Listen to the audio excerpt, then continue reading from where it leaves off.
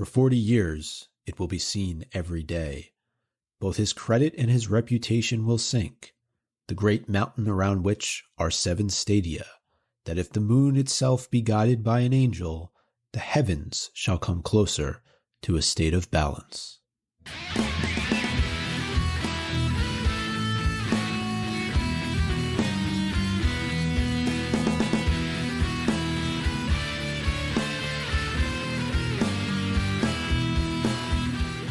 Welcome to MuggleCast, your weekly ride into the Wizarding World fandom. I'm Andrew. I'm Eric. I'm Micah, your groundskeeper. And I'm Laura. I thought we were going to do that. I was trying to think of one this time. I was like, what should I be? An Obscurus? I'm an Obscurus. I'm a poster on the wall of an alley that advertises a circus for the sequel. And what are you this week, Laura? I want to be like a mom to all of the beasts. Oh, beautiful. I want to take them all in. It's my dream, actually. When I retire, I would like to run a dog retirement farm. And so, yeah, I think that's where my spirit is. I just want to take in all the beasts and take care of them. A buddy of mine just got a dog from a dog farm like that. It was real nice, like adopted, and he's real adorable. On today's episode, we'll be talking about Credence Barebone, a.k.a. Corvus Lestrange, maybe? A.k.a. Aurelius Dumbledore, maybe? We're going to try to figure out what's going on with Credence. And this is kind of a follow-up to our discussion from episode 323. That was after Fantastic Beasts 1 came out. We have yet to do a discussion focused on Credence following the release of Crimes of Grindelwald. So we'll try to figure it out. Honestly, like, I look at Credence and I am like, I look at the backstory and all that, and my eyes just glaze over. But I'm going to try really hard. I really want to understand this all. Yeah, me too. We should all just we should promise each other that we're just going to like snap our fingers if we seem to look like we're drifting or eyes glazing over. Yeah. We're on Zoom video now, so let's just... Not because I'm bored, just because like I don't get it. The boat, the babies. Was it the Titanic? It's really dense. Yeah. It's super dense. All right. Before we get to our Credence discussion, though, first, we wanted to share a message we received from the person who founded the Harry Potter movie database, a site which we have referenced multiple times on the show. We are so impressed by this site. His name is Pete, and we heard from him over Twitter. Pete said, being a big fan of the podcast, I couldn't believe my ears when it was mentioned, and I am still mind blown. Also wanted to add that I am currently working on the deleted and unreleased scenes from Harry Potter and the Order of the Phoenix. It has taken me quite a while to write the article because I have had to prioritize university. Hopefully, I will manage to get it out sometime soon. I plan to go through every HP movie, but it takes quite a while to make a post due to the extensive research and writing. You all heard it here first. HarryPotterDatabase.com is going to receive updates thanks to MuggleCast listener, Pete. That's awesome. I just love getting these messages where they're like, you're a fan of me, I'm a fan of you. It's like, oh, great. We're all fans of each other. Because like he's doing amazing work. And to find out that he's also in university and he's like, oh, I'm so sorry. I want to get, Order of the Phoenix up, but I have uni to worry about. I'm like, yeah, man, you do you. Right. And again, this site has a fantastic collection of every deleted scene from the first 4 movies. And he's, like we just learned, going to gather information about the final 4 movies. Tremendous. Yeah, it's really impressive. And we just spent a whole bonus MuggleCast doing Sorcerer's Stone and all the great stuff he had on that. So yeah. He actually became a patron too. So thanks, Pete. We actually owe you. You launch a Patreon. We'll support you. Yes. We definitely would, for sure. Oh, man. He was just fact-checking everything that we said. Right. He was like, oh, they're talking about me on their Patreon. I got to hear this. Well, anyway, great job, Pete. It's great to see people like you in the fandom. And now let's get into our discussion on Credence. Eric, you're going to lead this one. Yeah, sure. So, wish me luck, everybody. But we are here to talk about Credence Barebone, Corvus Lestrange, Aurelius Dumbledore. I rewatched the Fantastic Beasts films, and the transition between the first one and the second one is so shocking to me still, because all of a sudden, almost, Credence goes from someone who is presumed dead, he's like the big obscurial that's terrorizing New York, but all of a sudden he is the absolute main focus of the entire plot of Crimes of Grindelwald. There's no character pairing that doesn't revolve around Credence and what he's doing, who he really is. Is he a Lestrange? Grindelwald's whole plot has everything to do with Credence. It's massive. I think we were all kind of like, going back to when we all saw this film, kind of blown away or like blown backwards a bit by how much Credence is the center of Crimes of Grindelwald. Do you guys remember feeling a little bit like shocked by this? Yeah. I mean, after I shook off the confusion, I definitely agree with what you're saying. And I would even argue he's one of the major focal points of the first film too. So I'm sensing a little bit of a theme here with Credence. Mm-hmm. That's pretty interesting and not wrong. Because, the first film really focused on how oppressed he was by his foster mom, Mary Lou Barebone. We knew that Graves, or Grindelwald disguising as Graves, was trying to win Credence's trust. And by the end of the film, here's something that I think maybe Credence forgot in the second film. Grindelwald punches him. Like, Graves straight up punches Credence in the face in the first one. Oh man, I had forgotten about that. That's just Colin Farrell, though. And I'm just like, really? You're going to side with this dude now? Anyway, we did leave Credence sort of after our last character discussion, and after the film. He was presumed dead. It was pretty much only Newt that saw the little wisp flying away after all of the American Aurors kind of shot those beams of light at him. And Newt seemed to have some kind of recognition, like some glimmer of hope. But it's worth stating, just because when the second movie picks up, pretty much everyone is tracking Credence, knows he's alive. A lot has happened in the in-between. But there were these two opportunities, two like kind of deleted scenes that would have, I guess, solidified for more general audiences that Credence did in fact survive. I'm wondering, Laura, do you want to read this thing from David Heyman about a deleted scene at the end of movie 1? Sure. David Heyman said, "We actually had a scene which we cut, which was Credence going to a boat to get on a boat somewhere else. But we cut that because we didn't want to have it be such an, here we go. It would have been like him getting on a boat, maybe a boat with Newt, maybe not, and heading off out of New York." So it's interesting that they pulled their punches here. Mm-hmm. But also, it's kind of funny they were going to have this scene with Credence on a boat, given what we learned, or at least the story that we're told at the end of movie 2. Maybe that's why. And maybe too many boats. Too many boats. It's a rule in the Wizarding world. No character can be on more than 3 boats during their whole story. Right. Or the running joke would just would have become something about him and boats in every movie. That's funny. But well, the other interesting thing, do you guys remember there was like this poster for a circus in an alleyway? I referenced it in my intro, but that's the alleyway that Credence and Graves go to. And so I get the feeling that like the prop department, somebody had been clued into, I think, movie 2's Credence being at a circus overseas. And I vaguely remember Mina Lima, the graphic designers, they released that Circus Arcanus art on their site and they put it up for sale long before movie 2 was out, right? They made it for movie 1. Yes, that's ringing is true. Yeah. But what I discovered in my research was there's also an alternate opening to Crimes of Grindelwald that is available on YouTube.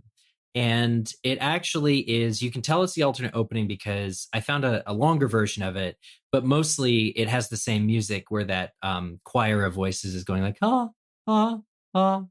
yeah. And it basically features Credence piecing himself together over a slow period of time from the wisps. So it picks up like right after he's been destroyed by the Aurors and basically kind of crying and then getting, kind of going elsewhere. So there's sort of two opportunities to kind of explain things away. But I think in the end, they just kind of, probably for pacing, and because movie 2 opens with Grindelwald's escape from New York, they're kind of just like, well, we're just going to tell people that Credence is in Paris. And they're just, that's just going to be the way the movie starts. Right.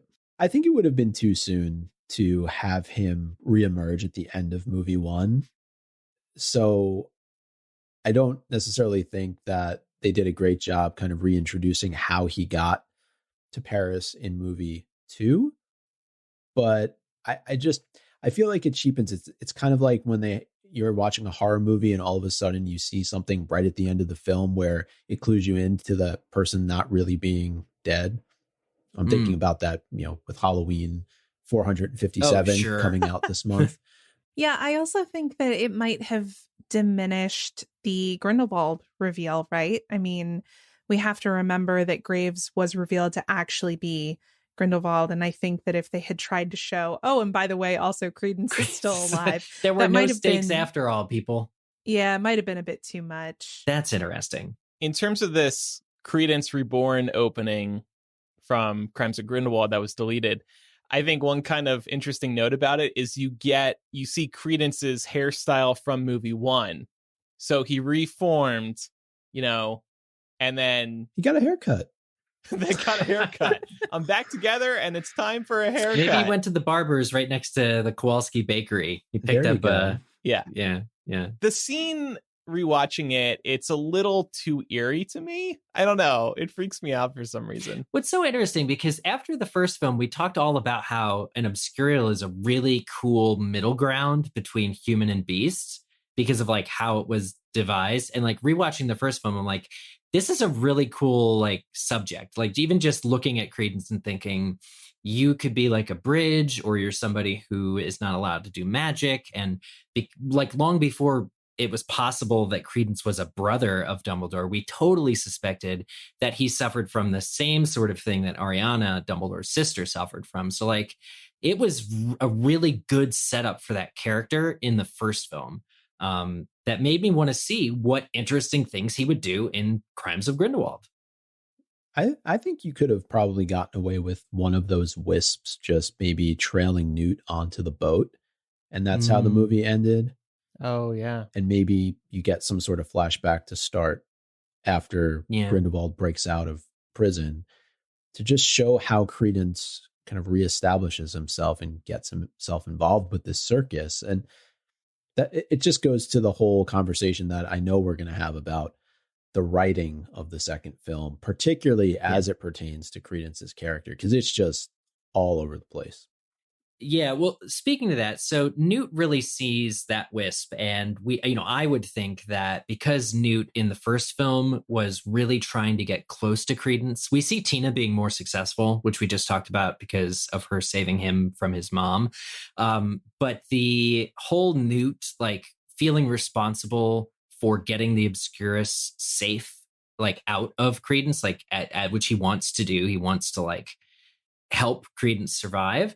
You would think he would take a vested interest, but in the second film, Newt is the last person to know that Credence is alive, because it's hearing number, I think it's 5 or 6. Newt is being asked to go to the ministry. He's been requesting to travel internationally again, but the ministry is like, no. And you have to join us and become an Auror. And Credence is in Paris, by the way, in case you didn't know that. And it's interesting because when Newt refuses, we can talk about this on Newt's character discussion, which you know is coming up. But when he refuses, they then bring in this character of Grimson, who I reread the script book about this scene, and he's described as a beast hunter for hire. That sounds like somebody who'd be a perfect foil for Newt, like somebody who just does not care, goes after, and probably like a trophy hunter for beasts. But they're using him to hunt Credence. So we know that pretty much the government wants Credence dead. And that's not great. Right.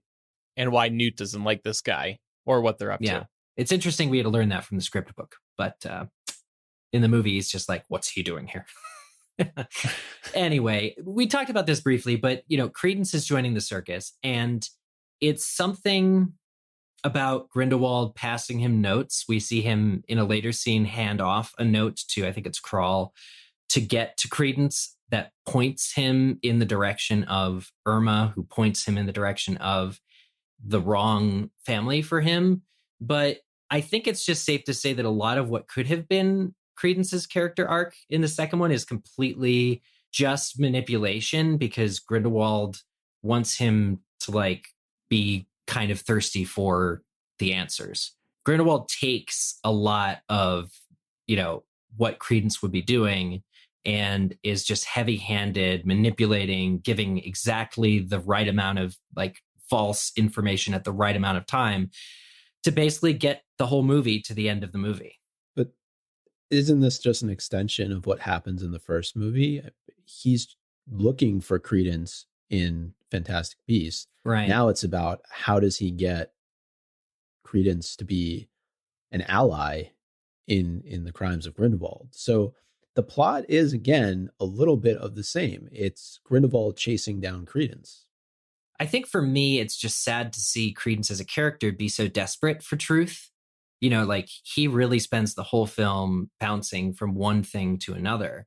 And the only thing he's got going for him is his friendship with, of all people, Nagini, who he befriends at the circus and who really does seem to be there for him. They kind of have some shared loss, I bet. Shared loss and both being outcasts. They're both different. Yeah. Yeah. Nagini's got the blood curse. He's got the obscurus. And, sometimes people bond when they have tragedies occur to them. Mm-hmm. And probably a shared sense of abandonment too, right? I mean, we don't have quite as clear of a picture on Nagini's background as we do on Credence's, or at least what we think, what's been presented to us thus far about Credence's origin. But I have to imagine that Nagini being what she is not something that would go over well with other people in her life, right? So, right. When Tina confronts the circus guy, Skender, is it? And she says, like, what was he doing here? He says, all my freaks think they can go home. I think that is kind of a shared, it's mean, but it's probably like Nagini and Credence both bond over their shared, like, loss, basically. Yeah. One of the patrons in the Discord, Bonkers Bricks, asks the question. I always assumed that Credence joined the circus in New York, and that's how he got to Paris. Is that real, or is that all in my head? Just because it's all in your head, why should that mean that it's not real? No, I vaguely remember that too. That may have been something we learned after the fact, or maybe we learned it in one of these companion books. Yeah, I think because we heard about the circus long before movie 2 came out. Right, because again, Mina Lima did that Circus Arcanus artwork. Yeah. So for movie 1. So there is something there. Bonkers Bricks. Yeah. But whether or not he joined in New York and they moved overseas is impossible to know, I think, from... Or he just followed them. Right. Yeah, as a little wisp. Yeah. Does it mention Paris on that flyer too? Maybe that's... maybe. I don't think so. How he knew where they were going next. Yeah.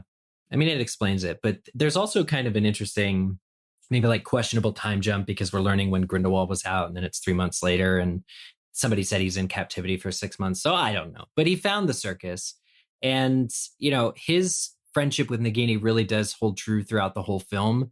Nagini actually has a lot of like really interesting, like good lines, I want to say, which maybe we'll do a Nagini discussion. But one of the biggest things that she shares with him at the end, when he's, peak desperation, he's about to go with Grindelwald in the Blue Fire, and he's like, this man knows who I am. Because, Andrew, do you want to do your favorite line from Credence in this film?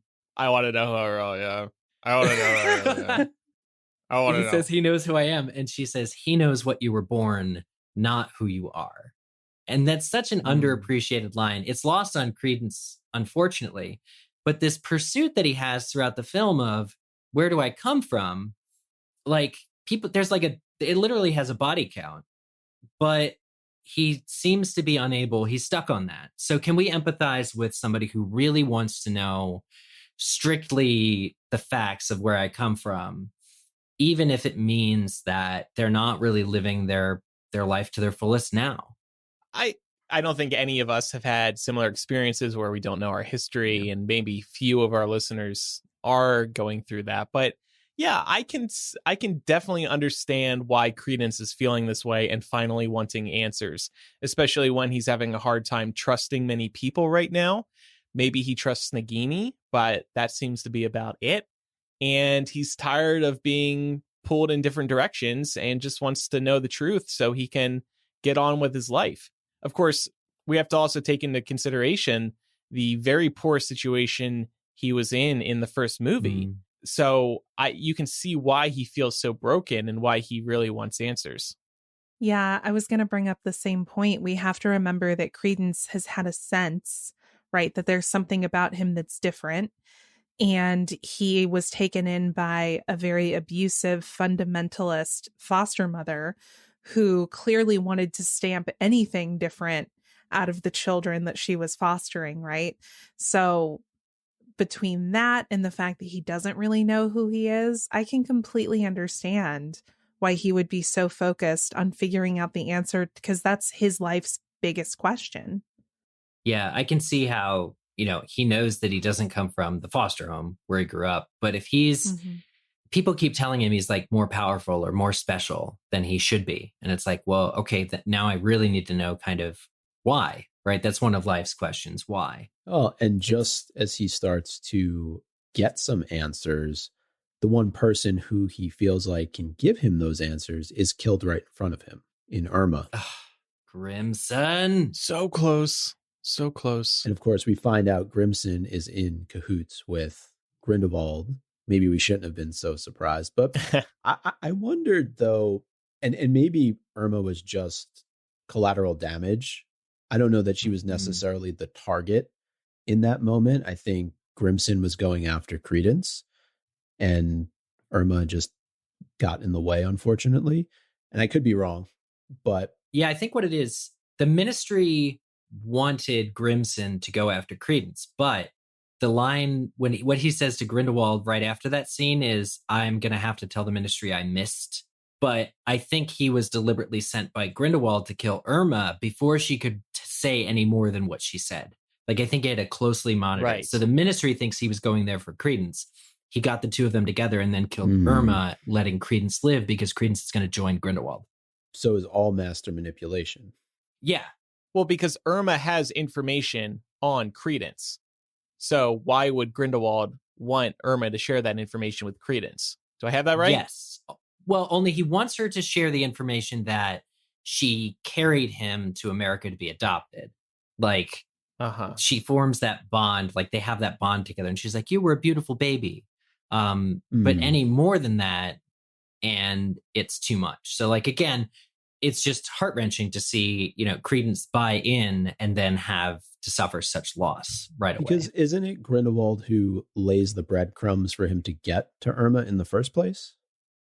Yes. So that's what I meant by master manipulation. Yeah. Grindelwald is controlling everything and just looking to put Credence in an even worse state of mind, basically. Yeah. Yeah. So that's an interesting parallel to Dumbledore and the way that we know he keeps Harry in the dark and the way that we know he's probably keeping Newt in the dark too. Yeah.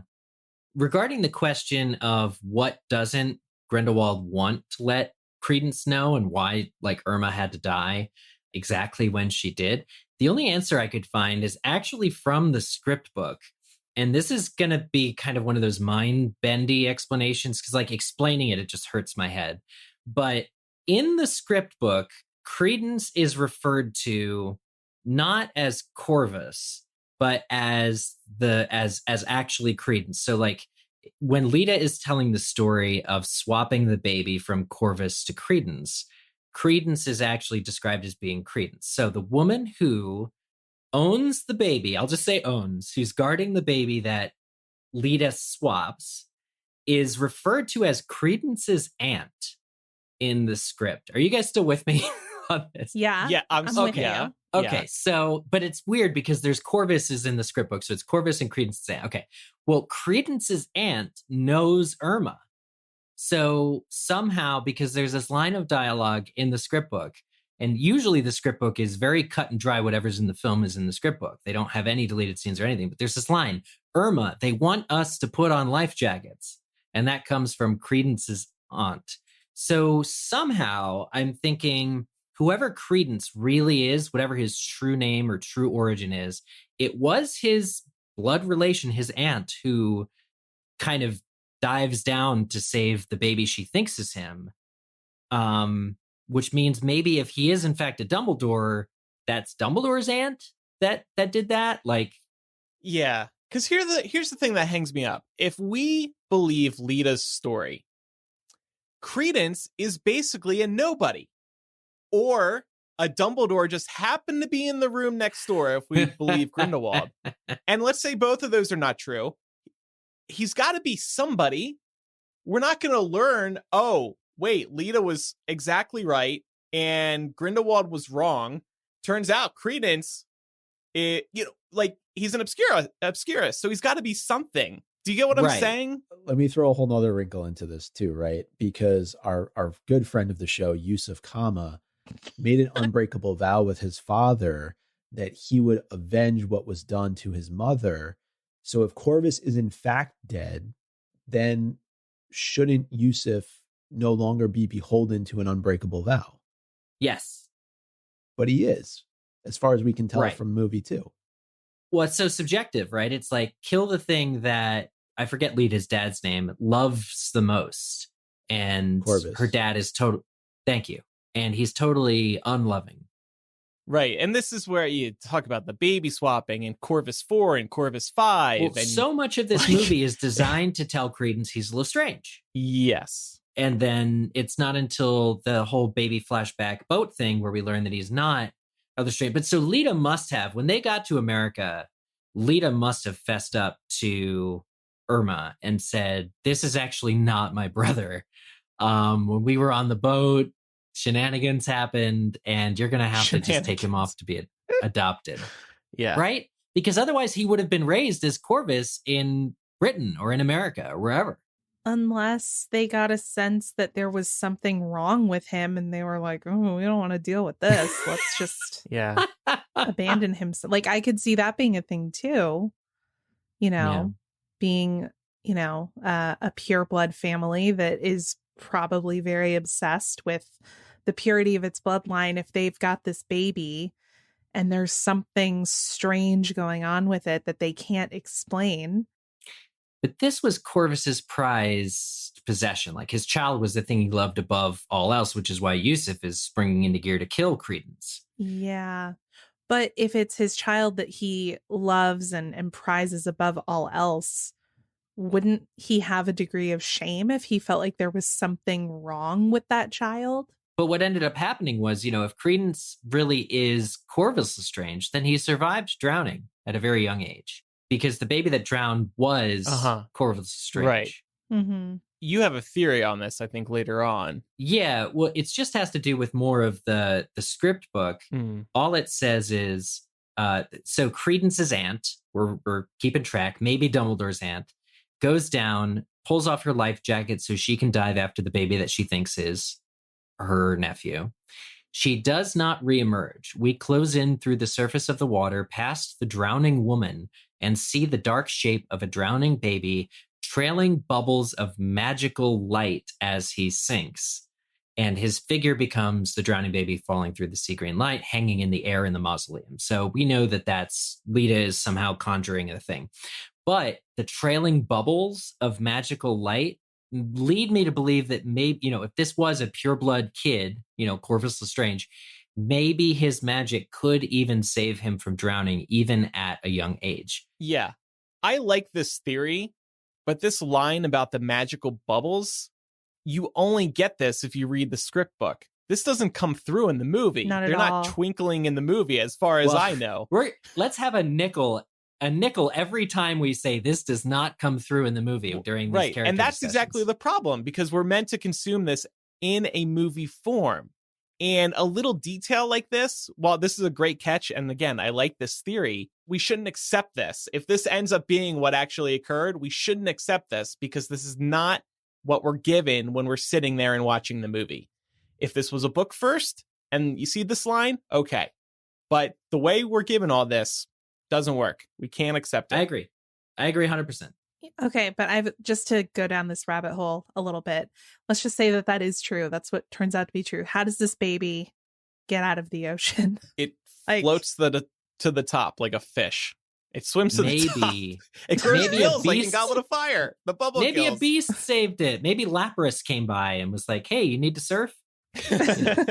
I'm just looking at the prophecy, though, where it says, return great avenger with wings from the water. Well, and Yusuf speculates that he came out of the water himself, actually, in the movie. Yeah. He's like, either with wings or maybe on a hippogriff that can swim. I think Yusuf says in the movie, Credence, wings from the water, that's you. Yeah. Well, also because the name Corvus means raven in Latin. So it's a little on the nose.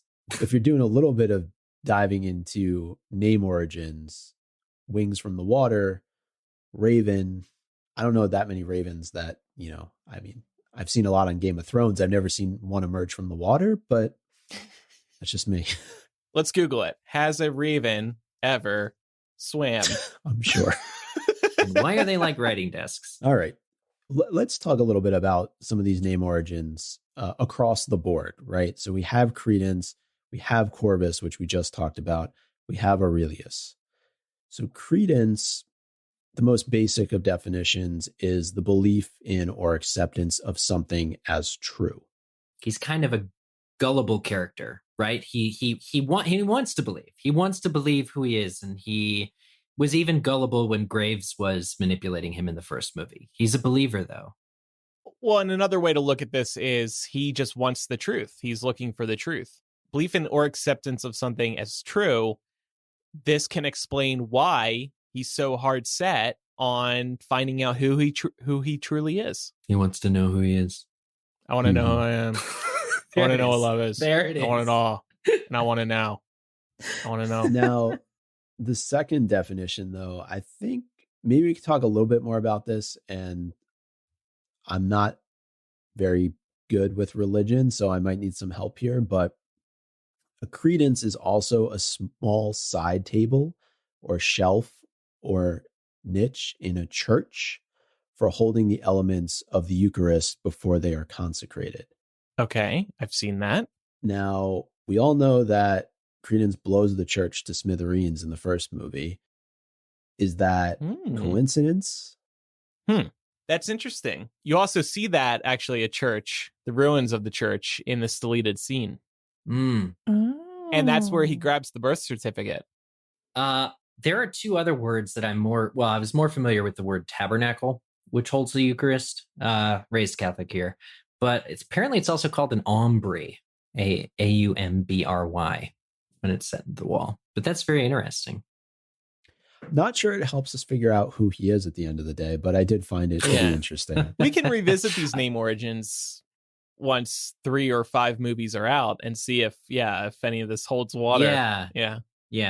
I think you should say 3 to 5 movies, because that's like where we are right now, right? We're thinking it's going to be somewhere in that range. Yeah, right. We mentioned, though, that Corvus is Latin for raven. Aurelius is Latin for golden. I know on prior episodes, way back, we talked about alchemy. We talked about, how Aurelius means gold. I think Ariana also translate, and I don't remember the language, but to silver in one language. We actually have an email coming up that we read on episode 395, which is our live Crimes of Grindelwald call-in show. We're going to read a few little snippets from it, but they did a much better job with the name origins than I just did. So I gave like the quick overview, but they go into much more detail. It's cool that on the periodic table of elements, gold is abbreviated AU for aurum. Okay. Well, we'll visit that email in a moment, but first, time for a word from this week's sponsor, Quip. Good health starts with good habits. Quip makes it easy by delivering all the oral care essentials you need to care for your mouth. Let me tell you about the Quip electric toothbrush. It is loved by over 7 million mouths and has timed sonic vibrations with 30-second pulses to guide a dentist-recommended 2-minute clean, a lightweight and sleek design for adults and kids with no wires or bulky charger to weigh you down, and it's got a multi-use travel cover that doubles as a mirror mount for less clutter, which is such a good idea. And all this for the best price amongst all electric toothbrushes. They've got stylish and affordable electric brushes starting at $25, so that you won't be paying through the teeth for better oral health. That is such a good deal, by the way. A lot of these electric brushes cost $100 or more. And dentists actually recommend electric toothbrushes because they can do a better job than your arm ever can. So really, you should get on this.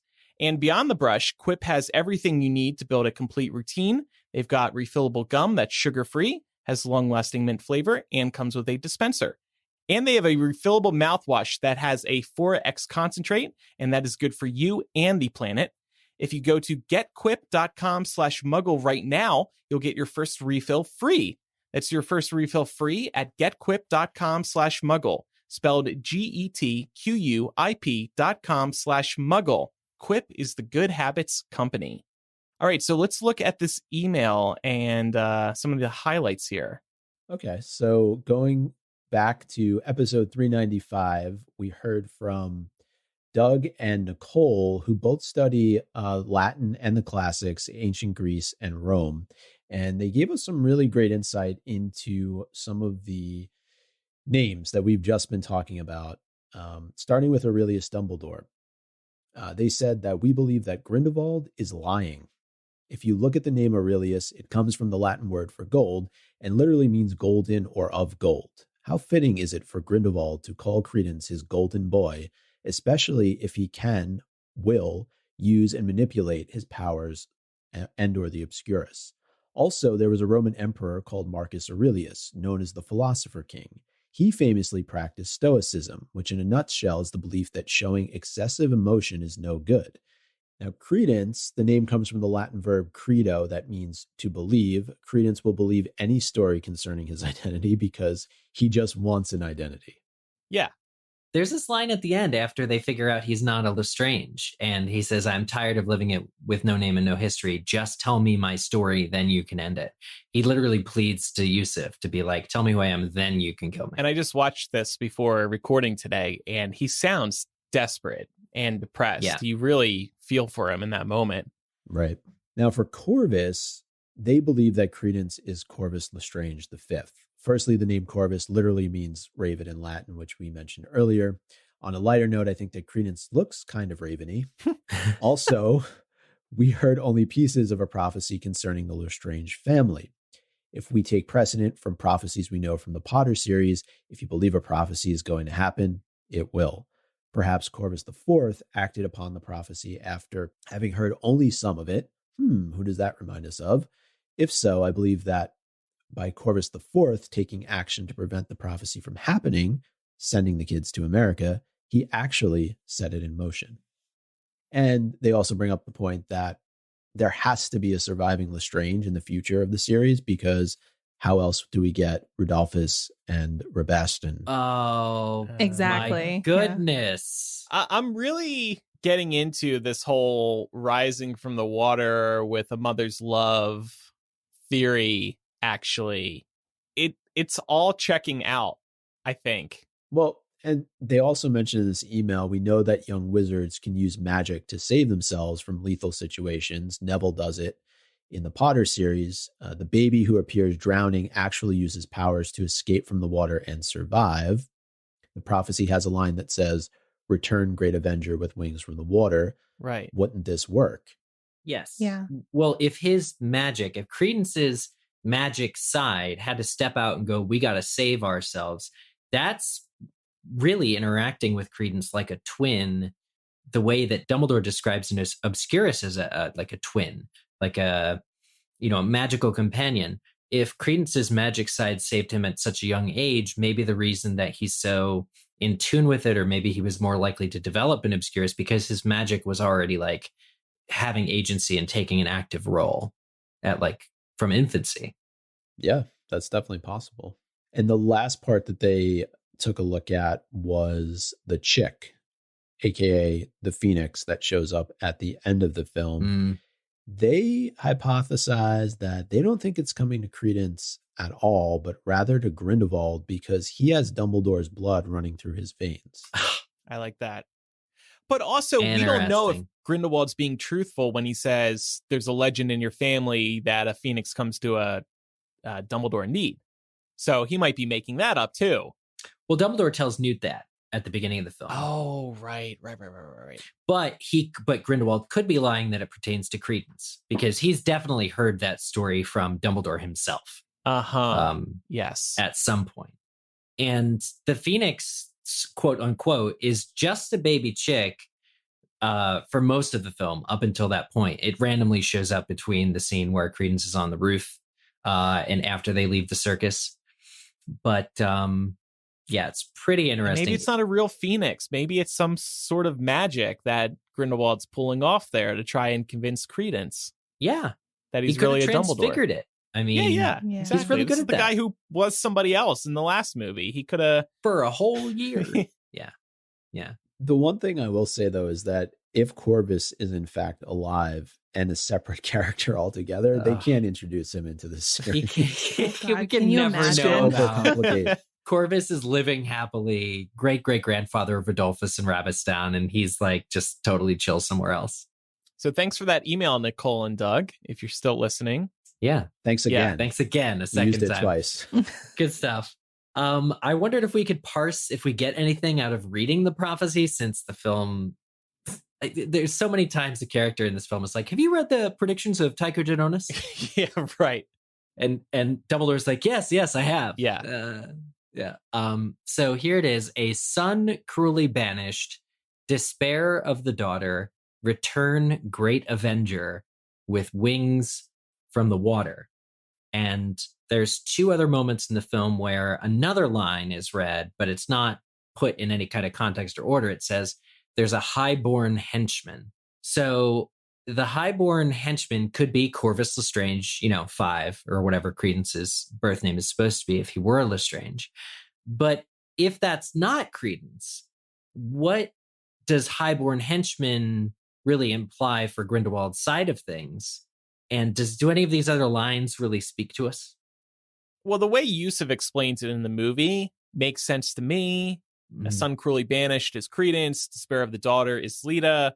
Return great avenger with wings from the water is Credence, right? Yeah. So other than that, I really can't make much sense of this prophecy. Is it possible that was a misdirect?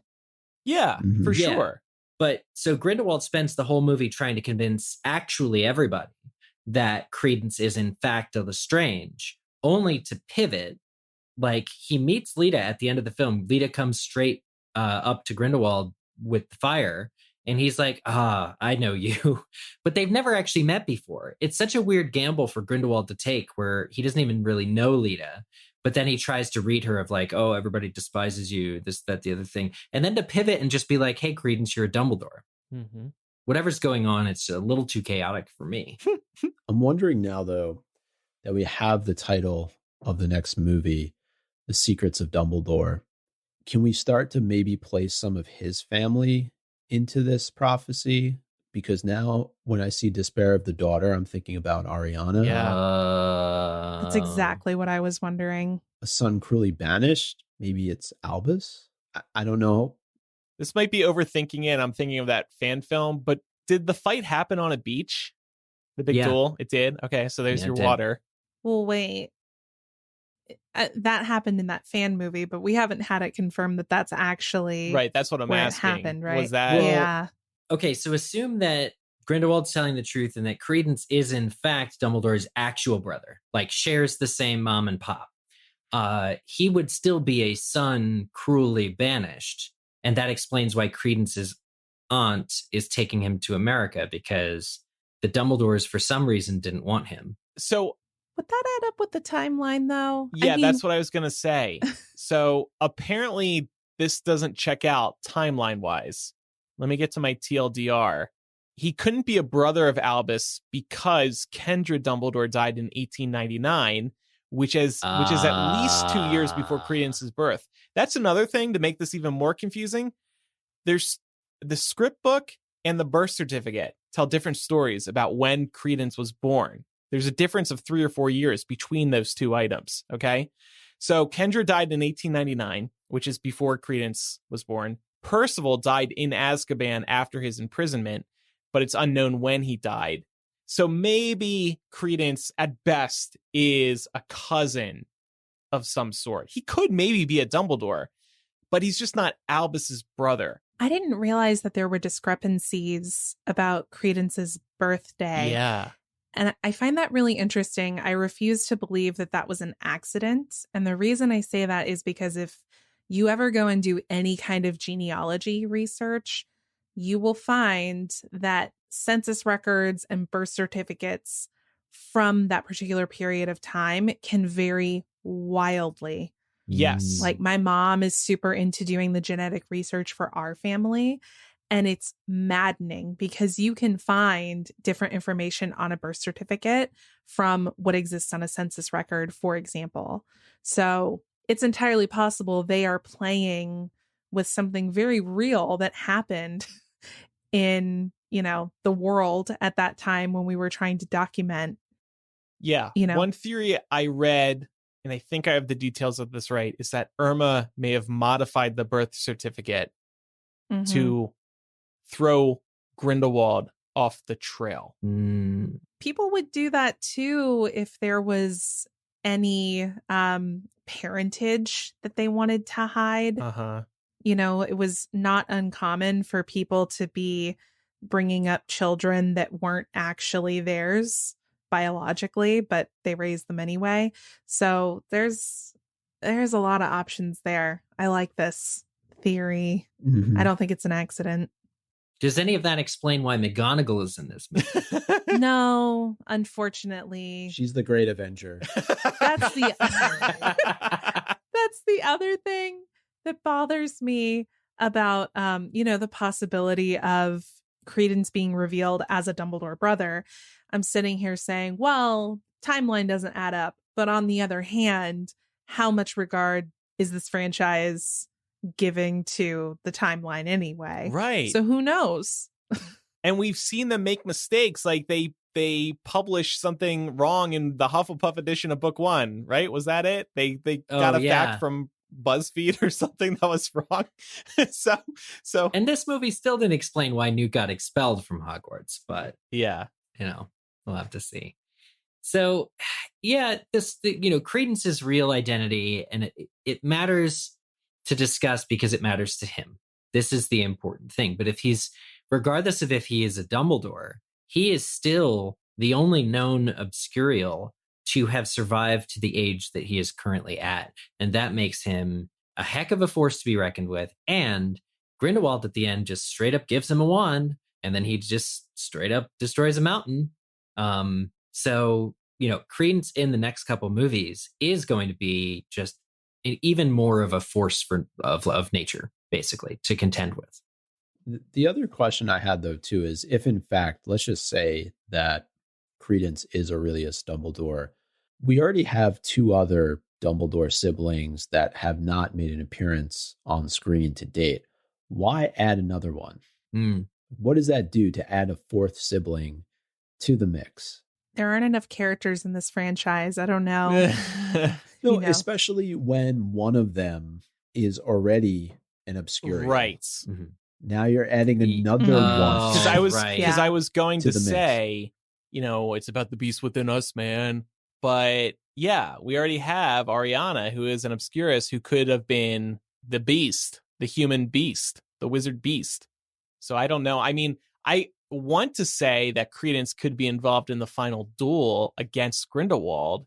If Grindelwald had lied to him, he'll want to kill Grindelwald.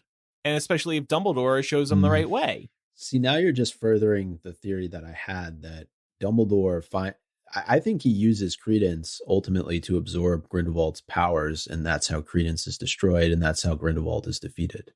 I love that theory, but it does warrant recognition that during this film, Grindelwald asks his followers, who could you kill Dumbledore? I think he says to Crawl, oh yeah, could you just go to the school where he's hiding and kill Dumbledore? And Crawl hesitates, and he's like, this is why we need Credence. We need him to come willingly, and he is going to kill Albus Dumbledore.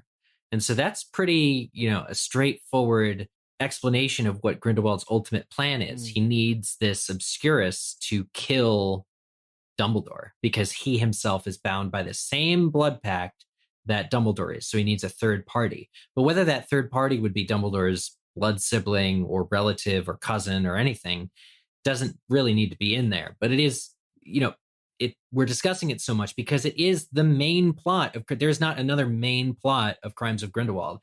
This is all about some kind of manipulation about who Credence really is. Yeah, there's the one thing I will say that I really like about all this is that it lends itself to so many different theories. Yeah. And that's just something that we haven't had the opportunity to really dive deep into for a long, long time. Probably 2.5 years, right? And Micah, you're asking, why do we need another Dumbledore potentially? Ariana's already dead. Credence could be... Well, presumably you're going to see her. Well, but what I'm getting at is Credence could be Albus's way to avenge Ariana, maybe, or to right the mistakes he made with Ariana. I like that. I think there might be something there. Yeah. So before we share some other theories, and we have been theorizing a lot, to make sense of this whole, like, to prepare for the discussion today, I wanted to try and like make sense of the story we get in Crimes of Grindelwald. I wanted to just make a TLDR, a too long didn't read, of the story we're given at the end of the movie. So tell me if this makes sense, okay? Corvus Lestrange IV, Imperious Yusuf Kama's mother into marriage. Credence was thought to be Corvus V, Corvus V, who is Corvus IV's son. Yusuf made an unbreakable vow to kill Corvus V, as he swore to kill the person who Corvus IV loved most, to exact revenge on Corvus IV for imperioing his mom. Leta Lestrange claims Credence is not Corvus V because she swapped baby Corvus and baby Credence on the ship because baby Corvus was being loud and annoying. So he's not Corvus, and Yusuf doesn't have to kill him. So then we're like, okay, who is he? And Grindelwald says he's a Dumbledore. So I basically have that all right. Yes. And I think this is why it's so confusing, if that is true, if my summary here is accurate. Well, it's all that, and it's in like an unintelligible British murmur or like mutter. Right. Like, and throughout. Yusuf adds a lot more backstory about his family in that scene. And so it's just a ton of information at once. And look, I really want to try to understand this, but as much as I think about it, it's just so many mental gymnastics you have to be doing.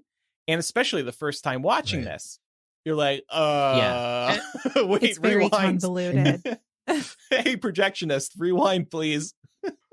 Yeah. When it's all these icons, right? They got to get the box in the ministry. And there's this whole several scenes in the French ministry where Abernathy takes it out.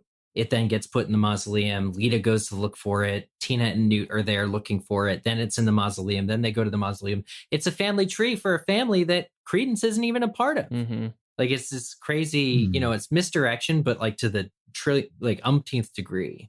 And let's not forget, too, that a lot of the whole Lestrange family tree was mapped out on the sewer wall by Yusuf. Yes. And we never got really any time with that. And so I just feel like you're setting up the Lestrange family history for no reason, if in fact he's not Corvus Lestrange. Right. Why do we as viewers need a misdirect to get us to the end of the film where he's actually a Dumbledore, but there was nothing along the way that led us, except the little bird, to even possibly think that could be a possibility. Like, I just feel like it's a lot of wasted story time to give the entire Lestrange backstory.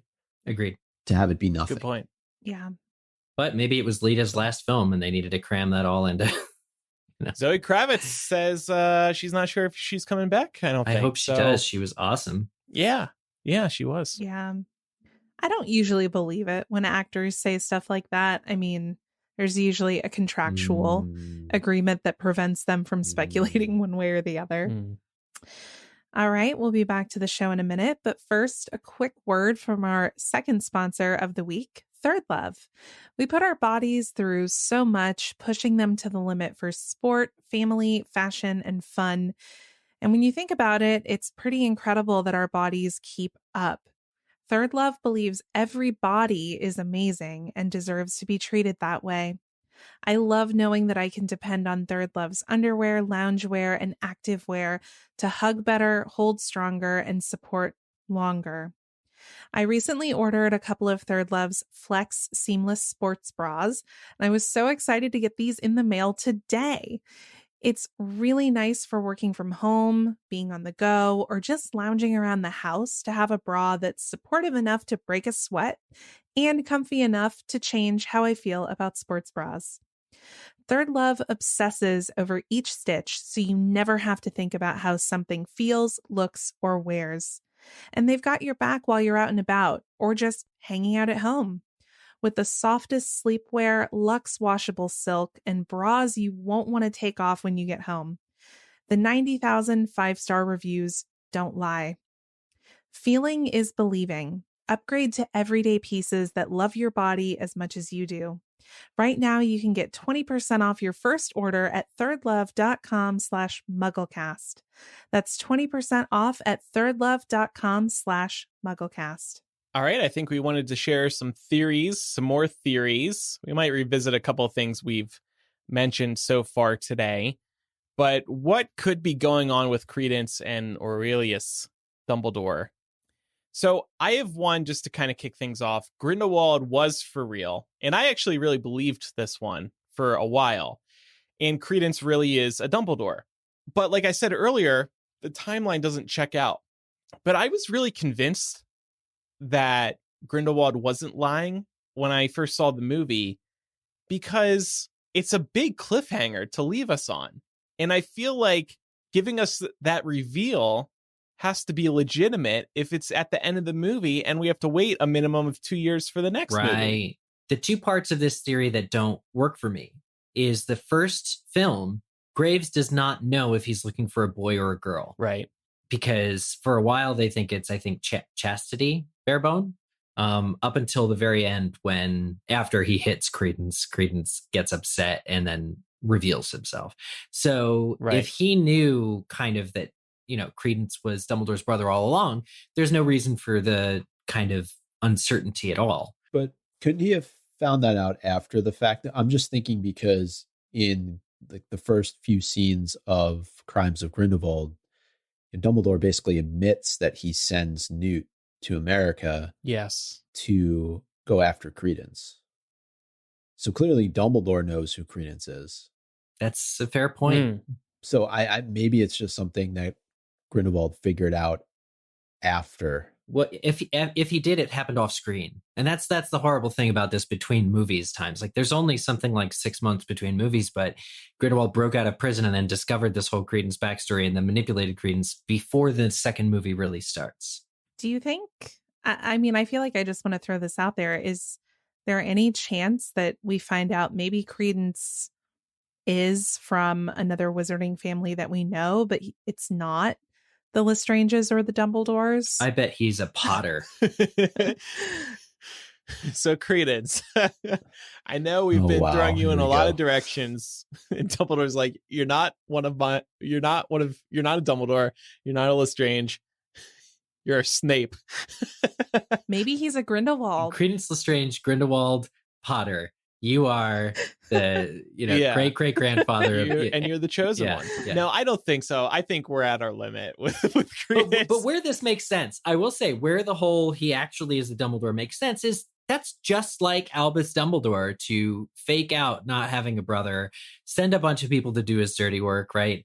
Not get into his private business. I'm thinking of the scene with him and Lita where he's like, remorse is a great weight, or what does he say? Confession's a great weight, I am told. He's like, I'm not going to confess anything. I'm not going to say anything or give away my secrets. The secrets are for me only. And so I really feel like it's perfectly within line for Dumbledore to hide Credence's identity, even if he were a blood brother. And what I do like about that is, as viewers, especially those of us who are very intimately familiar with the original 7 books, in that moment, we think he's talking about Ariana, but he could actually be talking about Credence. Or both. Yeah, and I think as we go through some of these theories, multiple ones can be true. Like there can be pieces of each of these that kind of ladder up even into the one you just talked about, Andrew, about Grindelwald actually telling the truth. Yeah, if he's telling the truth, some of these other ones that we're going to talk about could also be true. including that Ariana's Obscurus lives within Credence. I know this is a popular theory out there, and one of the possible supporting pieces of evidence is the fact that Grindelwald says to Credence at the end of the second movie, "You have suffered the most heinous of betrayals, most purposefully bestowed upon you by your own blood, your own flesh and blood. And just as he has celebrated your torment, your brother seeks to destroy you." Now, he never names Albus. Oh, Never names Albus.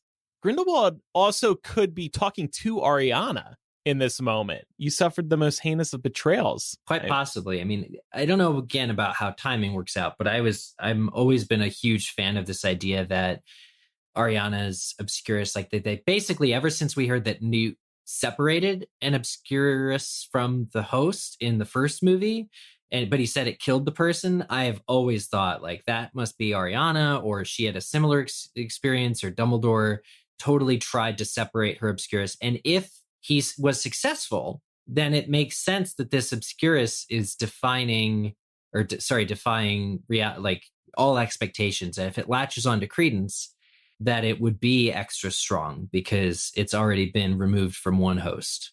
Yeah, there's a lot here to unpack. And you could easily say, well, part of it, maybe Grindelwald is just lying to Credence, especially when he's saying that he celebrated your torment. But there's also parts of this too, and we're going to get to another theory where it's possible that Dumbledore and Grindelwald maybe tried to create a Credence at one point, and things went really, really bad. Mm-hmm. So you think Credence could be their baby, kind of. Yeah. But also Dumbledore's his brother. Like that's weird. My daddy and my brother. Well, alchemy, the study of alchemy, why would they introduce Nicholas Flamel, a known alchemist, like literally the philosopher of Philosopher's Stone, if this series wasn't already or always going to go down some kind of alchemy angle? The same famous Witches and Wizards card, Dumbledore's, which is in the first Harry Potter book, says that Dumbledore defeated Grindelwald in 1945 and that Dumbledore is famous for his work in alchemy with Nicholas Flamel, his partner. And so it's always going to this pursuit of gold, changing metals to gold. Aurelius is the golden one. There's something there. There is something there. I agree. Maybe that's where the 12 uses of dragon's blood comes in. I mean, I say that kind of jokingly, but I feel like it's too big of an item that has been very prominently recognized, both in the books, but then also in the fandom. And then for Nicholas Flamel to be part of this, I just feel like there's no way that does not come up somehow. And we also, on a prior episode, talked about a homunculus, right? Which is essentially this creation that's made using alchemy. Right. So maybe Credence is both a homunculus and an Obscurus. Or if they needed to create a person to house the Obscurus so that it could survive after being removed from Ariana, or it could be contained after living in Ariana, to prevent worldwide destruction, then it makes sense that they would kind of create Credence. But yeah, absolutely. But then how do they let this baby Obscurus get away from them? That's what I don't understand. And then be abused the first 17 years of its life. Yeah. It's like bad parenting. But maybe that's what we're going to learn about in some of these flashbacks, just how all of this went down and how Ariana plays a role in it as well. So we talked about the theory, Credence, the product of an alchemy experiment between Dumbledore and Grindelwald. There's also one that says that Aurelius is Ariana's twin. And I know we just talked about birth certificates and everything like that a little while ago, but maybe they were separated at birth. Yeah, but again, the timeline though, I don't know. I don't buy this one. I agree, it's confusing, but Dumbledore actually says the word twin when he's talking about Newt. He says an Obscurus grows like a twin, the only friend, a companion to an unloved person. So if Ariana is, I find it more likely in I think it's actively being hinted at that there might be a twin involved just because it's dialogue in the movie. It's like, it's a symbolic twin. Yeah. That's what I was going to say. Maybe it's more symbolic because Credence is the product of Ariana's Obscurious. Right. They're in this together. If Ariana is But in... you could also argue, what if they were separated at birth, and that's part of the reason why the Obscurial exists? Because they were they're twins and they were separated, and because they don't have each other. Yeah, but an Obscurus forms from suppressing magic, right? That's what we've been told. So Yeah. It says in the absence of love. It says doesn't both. it? Both are described accurately. Well, and we know for Credence, that makes sense. Yeah, that's the thing. Based on how Credence lives and grows up, it's fully explained why he would be an Obscurial without this whole Dumbledore angle. Like, we totally get it. It's been had to explain, like, to great lengths why Harry isn't an Obscurial. And it's strictly the component of Harry was at least allowed to do magic once he found out, but Credence wasn't. Well, and the final theory here is that Credence is Corvus Lestrange. And I think we've talked a fair bit about that already. There's just so many theories and so many different like rabbit holes we can go down with each of these, and pulling on different threads and like really drilling down on certain words like we were just doing with twin and what that could mean. So we're going to revisit this, I know, as we get closer to the third movie, and even after it's released. Hopefully we have some answers. That'd be nice. yeah, we deserve answers after all this waiting. And I feel like there's going to be a lot of explaining to do. Credence being Corvus Lestrange might be the most straightforward path. But also, like you said, Micah, I think some of these, there could be some overlapping theories here. Some bits and pieces of one theory may fit within another. I just really hope it's a good answer, because every character, like every plot in this film is servicing this Credence mystery that we didn't ask for. It's at the expense of other characters' development. I was just going to say, how many times have we said Newt in this episode? No, that's true. Yeah. Or the handful. Beast. How many times did we reference the Nifflers, huh? 0. Or Bunty. What about poor Bunty? What about Bunty? Bunty is Credence's aunt. Her and Yusuf are getting married in the next episode. Well, let us know what you thought of all these theories. It's been fun discussing them. I do feel a little more enlightened, particularly concerning this Credence's Corvus theory, this trailing bubbles of magical light, reference in the script book, and only there. Maybe a big clue. That could really be a big clue. Yeah. But I just hope how they do it, how they explain it all is clear cut. That's going to be really important. Really, really important. Well, I know how much we love the prophecy of Tycho Dodonus that we discussed relating to Credence, and I thought that we would have a fun segment where we come up with our own prophecy for the third third Fantastic Beasts film, Secrets of Dumbledore. And since we don't have Tycho Dodonus, I've consulted the first 100 prophecies of Nostradamus. Oh.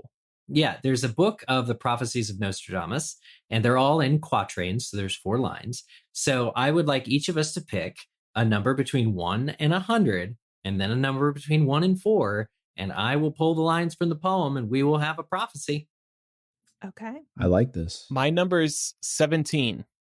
Oh, that's my lucky number. Okay. Oh. 17. Okay, and then 1 to 4. 2. For 40 years, it will be seen every day. Okay. Okay, I'm going to say 88 for me. And then I'm going to say number 3. Both his credit and his reputation will sink.